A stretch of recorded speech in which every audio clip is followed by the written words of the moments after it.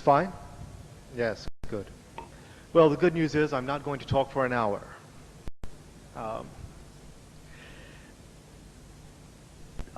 I'm going to talk about some of these core issues that relate to debates regarding regionalism and how it operates. I teach at an institution called the American University of Sharjah, located near Dubai. It's a campus of 4,000 students, and 75 nationalities are represented on campus. So in a given course, you probably have 10 to 14 nationalities that may be represented. So as you can imagine, it leads to some pretty healthy debates on what constitutes regionalism, how it can be made manifest. The project I'm going to talk about is a project of my own. And the ideas they come out of these debates that I'm constantly having with students. This is a courtyard housing project. And what's interesting about this is located on the campus. It's a housing for the deans of the various faculties. If this house had been built within Sharjah or within Dubai, it wouldn't have been allowed because of planning regulations. Planning regulations would actually deny a courtyard house because they require certain setbacks and other planning regulations, which would deny this. This is a wind tower house, a model imported from southern Iran into the Emirates at the turn of the century. We saw earlier an image of the Burj Al Arab, the hotel, which has been made infamous now with CNN. It's all around the globe. Right now, Dubai uses the Burj Al Arab on its license plate. It's become an icon. It's taken on a symbolic value that probably far exceeds its use value. But up until 3 years ago, this was the image that was on the license plate. So you see how heritages and identities become co-opted, become changed over time.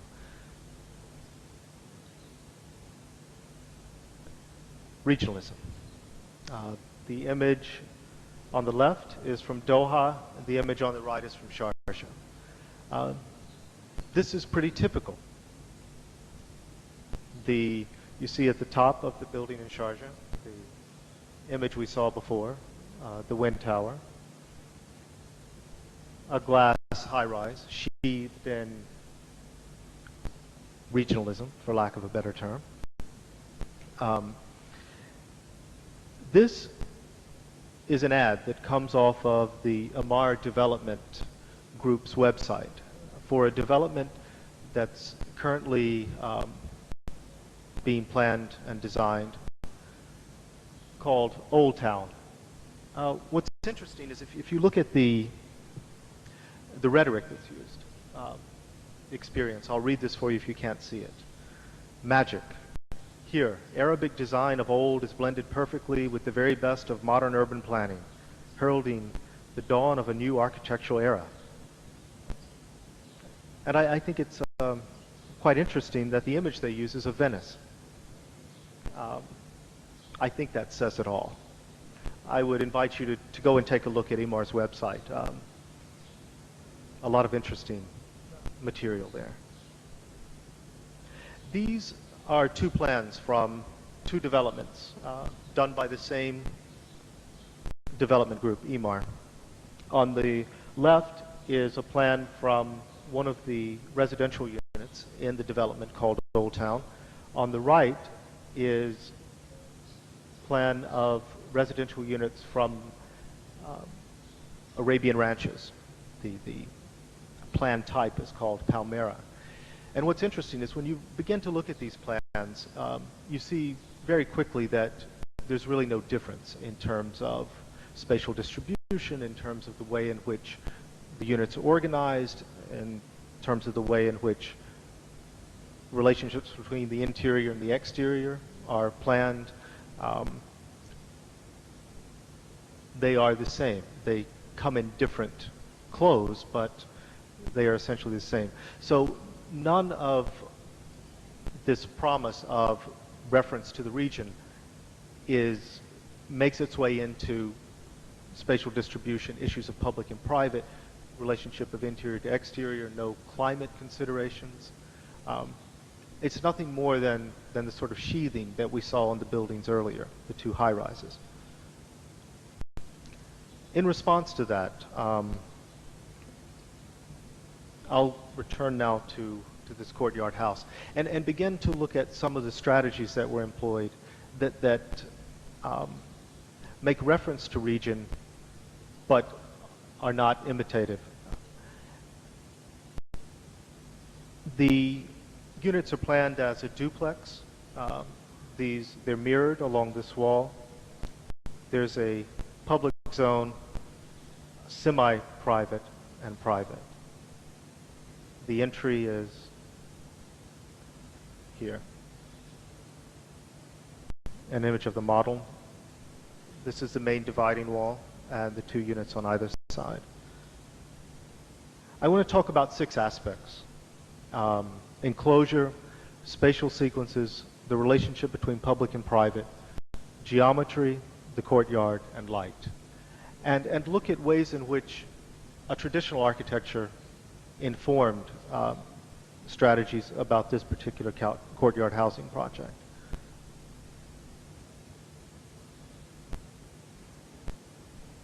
The first is enclosure. This is a typical wind tower house in Dubai. It's been reconstructed. And if you look at the method of enclosure, it's through a thick wall, a massive wall built out of coral and then covered with a gypsum mixture called sarouge. The facade is usually articulated with openings that either go all the way through the facade to allow light in, or that just penetrate into the facade to break up the facade to mitigate heat gain. It's also interesting the way in which the corners are treated. They're very particular in the ways in which they're articulated. The image on the left is a conceptual diagram of the traditional house. The image on the right is the strategy employed in the houses that I'm going to talk about. The one on the right uses a series of planes that are broken up to provide shade. So it takes the idea and the notion of a wall that's been carved into, but rather than a thick mass, it's a series of planes that become articulated. That's the line dividing the two units. I'll go through the major elements that form enclosure. This separates the public and private space. This is the private area, the bedrooms. This is the first line of enclosure. This is the second line of enclosure. And then this is the loggia that surrounds the courtyard. So it's taking this notion of a thick mass, and because of the construction technology, it is concrete frame and infill. So it adapts itself, the same strategy adapts itself to the technology. And this is the elevation. There's the outermost wall. The dark behind is the inner wall. So the openings, even this is the southwest facade. Even during the most of the day, the small openings remain in shade. The treatment of the corner, the way in which it's articulated.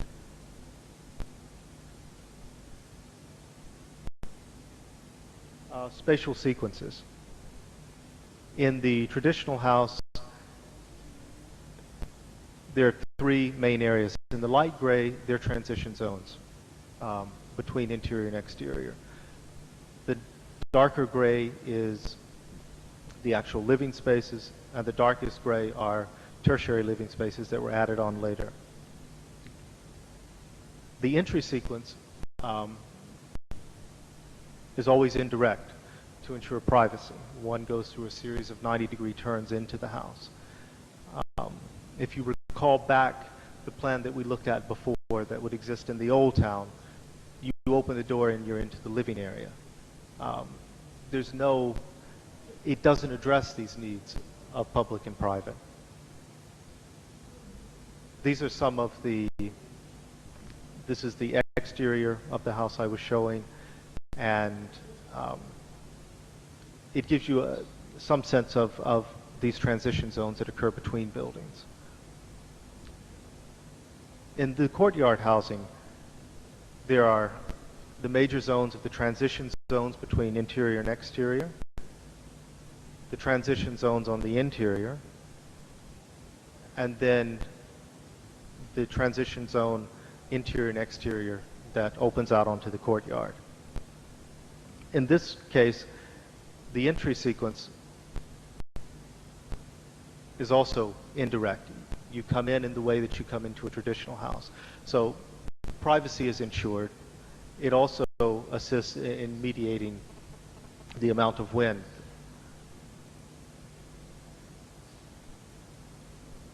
This is the outermost facade. You enter here, and the door is behind this screen here. The approach, one moves up, facing the blank wall, turns, there's a small garden here, and the entries to the left. Upon entering, you get a tiny glimpse of the courtyard and the light. So it's also mediating from light to dark. You move from the very bright exterior to semi-dark, darker, and then as you enter, you get a glimpse of light into the courtyard. And it's this mediation between interior and exterior that's completely absent in these developments that aspire to be regional, that sell themselves as being somehow influenced by the region they exist in. The next is the relationship between public and private. In the traditional house, space was used in an ad hoc manner. They weren't necessarily planned, although sleeping in the more private spaces usually occurred on the top floors. But depending on who was present in the house, that could certainly change. In this case, because of its function, there's a public, semi-public, and private area. The area here forms a joint that's semi-private, so that this can be used and this area closed off, or it can close along this wall and this can be used. So for completely public functions, the house closes off along this wall and that's used. So the family can still be present in the house, use the private part of the house, and a public function can occur in the public zone. These are some images. This again, it's controlling privacy, controlling views through planning, through it becomes spatial. It's not through a door that controls public and private, it's the placement of walls and how we move through space.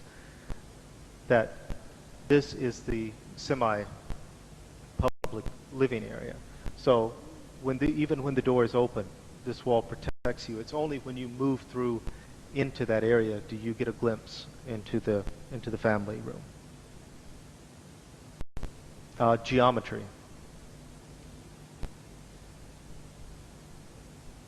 This is something that I discuss often with my students, and we work a lot on. These drawings are drawings done by my students. We do hundreds of these. I think that there's been an incredible loss of the power and the use of geometry. When my students come in from a secondary education, it's probably not an overstatement to say that they're mathematically illiterate, that their understanding of geometry is lacking. And I think that's an incredible shame. I also think that it's an incredible shame the way in which geometry has been reduced, especially in the way that it's been used in the Emirates, as nothing more than a surface treatment in buildings. I think it has a role as a surface treatment, but I think there's also its role as a planning device, as a formal device. as beginning to work from larger planning strategies down to ornamentation, that there should be some link across all of these. And this is a continual discussion with students, and that's why we, even from the first year forward, we work through geometry as a visual tool, as a visual ordering device. In this house, one can say that this house is probably overly didactic. And I see this house as a tool for initiating debate with my students. We visit the house often. They give me furious critiques. I accept them humbly. And in this case, this is just, I'll just go through one example of the ordering devices that were used in plan. The first was the golden section, and the second was an ordering system that was derived from, and I'll just let this run.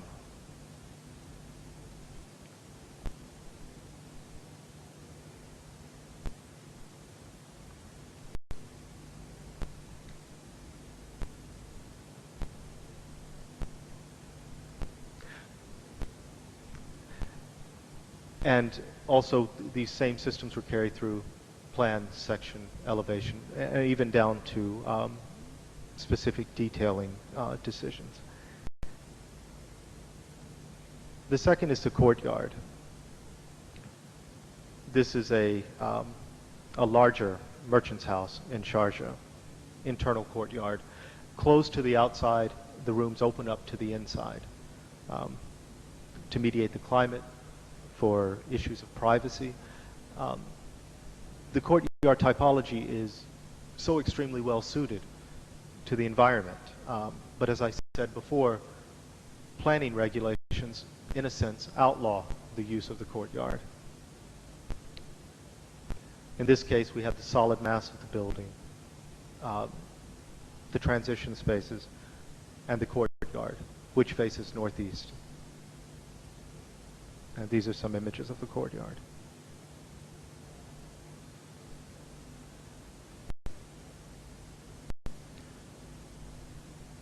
The last thing I'll say a few words about is light.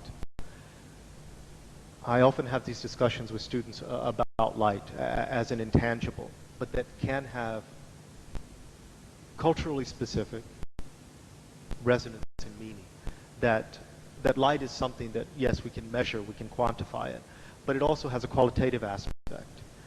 If you look at traditional houses in the Gulf, the quality of light is incredibly beautiful. There's such skill with the way in which light is handled that completely escapes designers currently building the glass high-rises. There are invaluable lessons to be learned from looking at the way in which regional specific architecture handles light qualitatively. This is an image from Sharjah, a souk known as the Souk Al Arsa. In the courtyard housing, the light is controlled through the manipulation of the section, taking cues from the way in which traditional houses were structured. High windows with light wells, northeast facing clear story windows, and indirect light that comes through from the courtyard. I'll go through a series of images.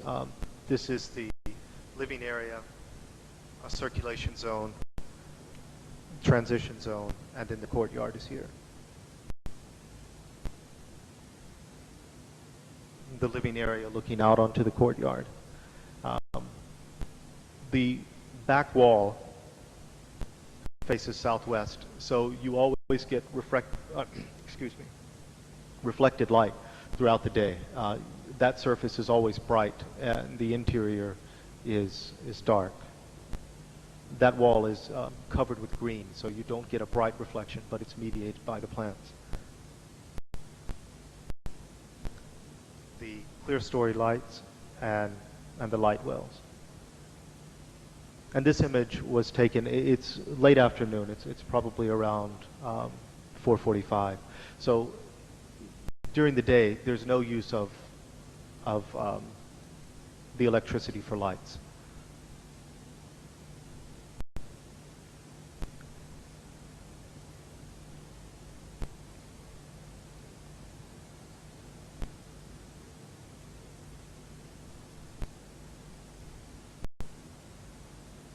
Well, in closing, I think there are a lot of things that are implicit in what I've shown, although not explicitly stated. It's based on the fact that one can look all over Dubai. The Old Town development that I mentioned before is a perfect example. It takes visual cues from a traditional wind tower house. It uses them as applique, as something applied to the outside.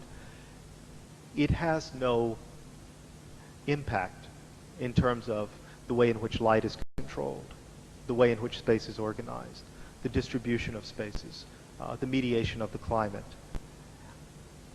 And I think that there's an interesting reversal that happens. I mean, when you take the buildings as visual cues and don't go beyond that, in a sense, you end up with something that in a sense, it exacerbates the climate, the light.